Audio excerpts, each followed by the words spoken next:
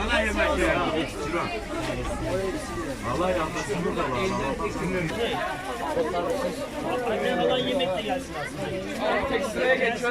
Oğlum götüremezsin. Dökersin hep ziyan olur ya. Hiç acele etmeyin yavaş.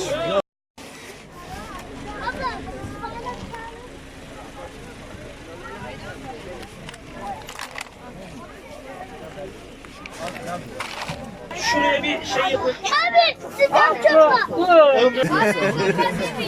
Bitmedi. Tamam, onun için ondan sonra vereceğim.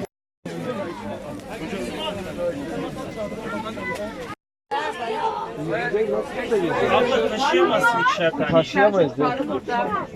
Yani ikinci sefer gelsen daha iyi taşıyamazsın. Çocuklar. Ayran verelim. Teşekkürler. Bana bir şey geldi. Koş koş koş. Tamam, buyurun pilavınızı. Buyurun.